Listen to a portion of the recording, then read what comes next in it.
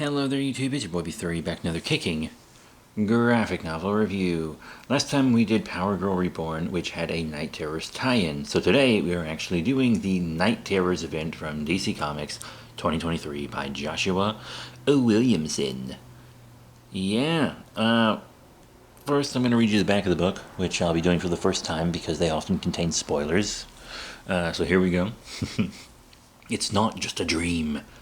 The death of a longtime enemy at the Hall of Justice leads to terrifying events across the DC universe. Batman, Superman, and Wonder Woman, along with reluctant hero DEADMAN, take on villainous new foe Insomnia and his sleepless nights as the world is engulfed in horror.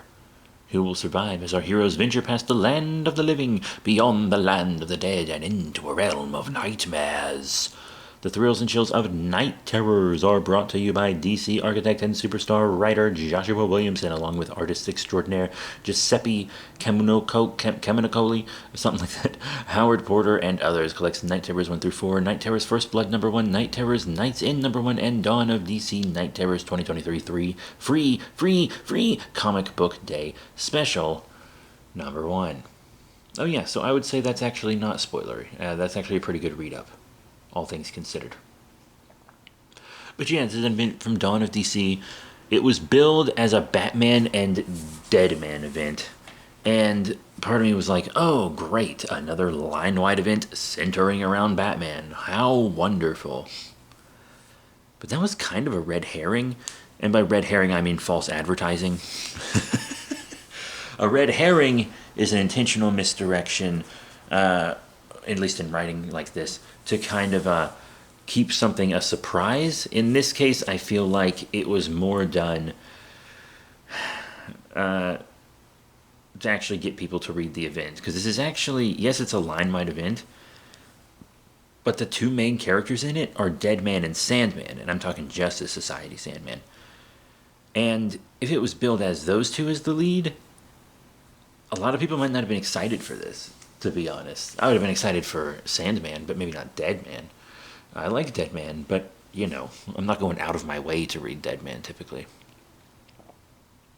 And this apparently had a lot to do with the Trinity, but not in the main title.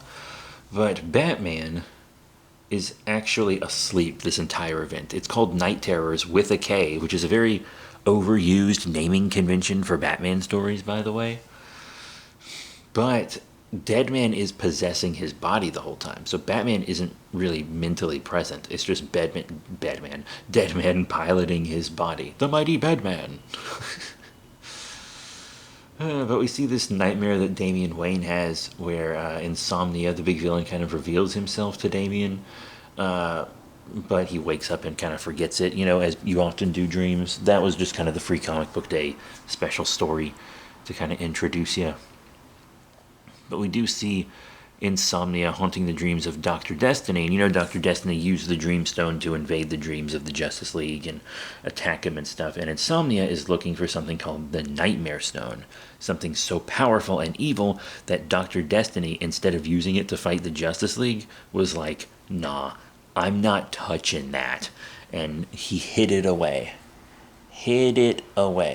So that nobody could use it. And Insomnia thinks it's not in the waking world, but it's in the dreams of the heroes. And DEADMAN himself kind of has to go and find it. But we see him like following Superman and Wonder Woman and Batman and watching them investigate Dr. Destiny's death because they found his corpse in the Hall of Justice, which should not be possible. But he's actually dying on a stretcher in Arkham, according to Harley Quinn. So it's like a dream projection of Dr. Destiny's, kind of reaching out to the Justice League. And Amanda Waller is also, of course, fucking around right now. You know how she be. But Insomnia shows himself in the waking world, along with all of these nightmare nights that he has. And he's attacking people and trapping all of these DC characters in their greatest nightmares, which is... it's kind of just what Scarecrow does, but on a more mystical level, right? Like, Scarecrow just does this in a scientific way. So Batman's, like, kind of used to this. But still, his nightmare looks pretty horrifying as there's this giant bat monster with a gun coming out of its head, which is kind of cool in its simplicity. But the Wonder Woman and Superman nightmare creatures are like a bit overdone. Like the Batman nightmare creature, I think is cool.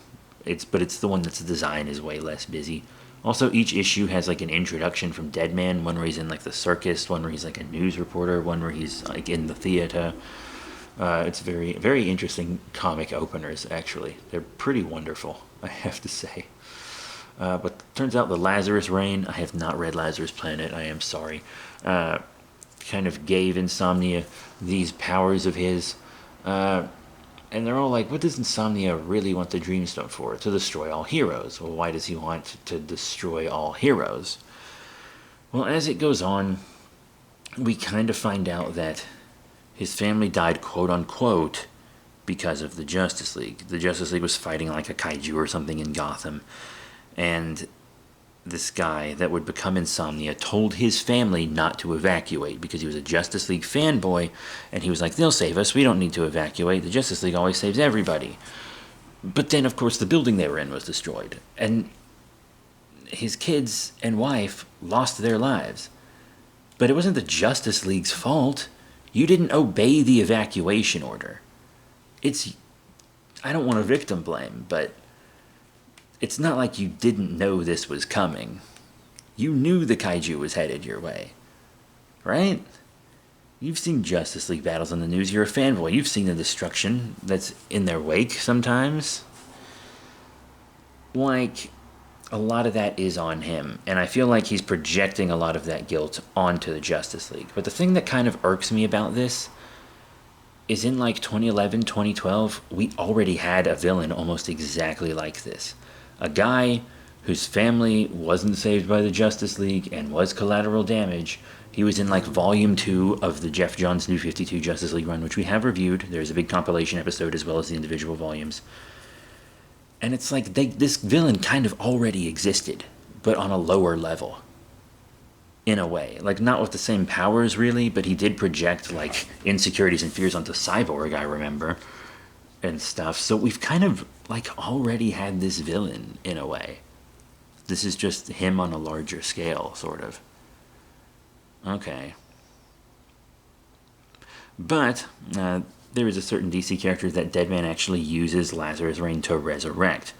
He resurrects Wesley Dodd's Sandman, a character that's like this cool pulpy guy with like a gas gun and a gas mask, and I always forget that he has prophetic dreams. I literally always forget that he had a superpower. No matter how many stories I read with him in it, and I think it's because he's usually not given a lot of the attention when it comes to like Golden Age hero stuff. I did review a Wesley Dodd's Sandman book recently that nobody watched. It's fine. But I remember reading it and being like, oh, this guy, yeah, he's having this prophetic vision. That's cool. And then I also remember being like, wait, was that always a thing? It was, wasn't it? Because I also remembered in the Neil Gaiman Sandman that it kind of was affecting him and giving him prophetic dreams and stuff. And that's all we're going to say about Neil Gaiman today. Oof. But yeah, Deadman resurrects this guy, and it turns out he did work a Dreamstone case in the past. And to summon the Dreamstone, you have to make a great sacrifice. You have to sacrifice something meaningful. So you can't just like find it and pick it up. You can't just do that. But most of the heroes are asleep with the rest of the world, but there are some that are awake, like Red Tornado and the Metal Men and stuff. And Red Tornado is like coordinating all these more robotic heroes and stuff that don't have to sleep or don't even really have the option to sleep. And Damian Wayne is barely awake. He's got a lot going on. I feel like there are some tie-ins I should read to really understand what he's up to a bit more. But we do see this cool Deadman Batman outfit when they go into like this mindscape to find the Dreamstone and like go into Insomnia's mind to try to figure out who he is and his motivations and stuff, which I kind of already laid out for you. But he is alive in Arkham, and to summon the Dreamstone, he takes his own life, kind of turning him into an entity like Deadman. So now he's got the Nightmare Stone, which I might have called the Dream Stone on accident, I'm sorry. And he's like actually trying. I think he knows Deadman's kind of like the only real threat to him because they're the same kind of entity. So he gives Deadman what he thinks he's always wanted, this imaginary family and this imaginary perfect life. But it's not what Deadman's always wanted. It's what Insomnia always wanted. It's what he's missing.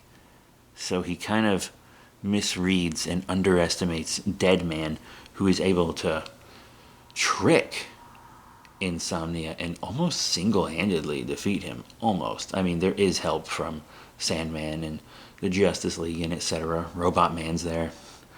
And it kind of ends with Deadman, in order to defeat Insomnia, has to finally move on. His debt to Ramakrishna and stuff has been paid and whatnot. And he's able to go into the light. And it's not super... It's kind of done with very little ceremony, Deadman moving on to the afterlife. And he kind of does deserve it. He deserves this rest. I'm sure he'll be back as soon as a writer has an idea for him. But he doesn't seem like the character that DC would mandate come back immediately. Like, you know, every time they kill Batman or Superman, there's like some hint at the very end of the issue showing that they are still alive. Like Final Crisis, Batman gets blasted, but you see him doing a cave painting in the past and blah, blah, blah. There's always some hint that they're still around because corporate comics will only leave someone dead if it's someone they can't profit off of continuously. So maybe Deadman will stay dead, at least for a long time, like when Barry Allen stayed dead for like 20 years or something. But we also see Insomnia with his family in the afterlife, but it's like a nightmare version of his family, and he's basically in hell. And we, of course, see the heroes kind of put Sandman back to sleep, and there's been a big toll taken on Batman's body, but in a way, Insomnia kind of won, because he covered the world in nightmare versions of the superheroes, specifically the Trinity. And now all these people that the heroes made feel safe are like kind of afraid of them because they have this big shared trauma. And Amanda Waller, who looks like she's talking to like the Light from Young Justice, is like, I can use this because I also hate superheroes because my husband died because of them or whatever the fuck. And she ends up with the Nightmare Stone and a certain helm, the Helmet of Hate, which is like an opposite of Dr. Fate, and she gives them both to a certain hero who becomes Dr. Hate, who I would like an action figure of, actually, now that you've asked McFarlane. Thank you. And Waller is going to use him against the heroes. She's kind of going full anti... She's been an anti-villain a long time. She's kind of just going full villain, almost. It's wild. Wild, wild. There is, of course, a big cover gallery in the back. And this book doesn't have my favorite covers, to be completely honest. I'm not a big fan of most of the covers for this book. Some are really cool, but... Meh. Sorry about my cat. She's scooping and pooping. But yeah, it was a good story. It was actually better than I expected. I expected it to be like fine, and I did really enjoy it. The villain, his motivations are just 100% a copy and paste of a Jeff Johns villain from his New 52 Justice League Volume 2 book. But this book, I felt like, had a real good appreciation for Deadman. It really made me appreciate Deadman a little more, I feel like. I'm kind of glad that they falsely advertised to me, because it was kind of a relief that Batman wasn't the main character yet again of another event, or the only hero to not get knocked out because he's Batman. We still kind of had that with Damian a little, but whatever. It was a good book. It was better than I expected. The only tie-ins I've read so far are the Power Girl tie-ins, but I do have like a tie-in trade, which I'm going to check out. But I did enjoy it. Night Terrors was a good book, better than I expected. So that's it. Thank you all very much for your support. Remember to rate, comment, subscribe. Check out all the cool links in the description below, Facebook, Twitter, etc. And I'll see you all next time. Bye for now.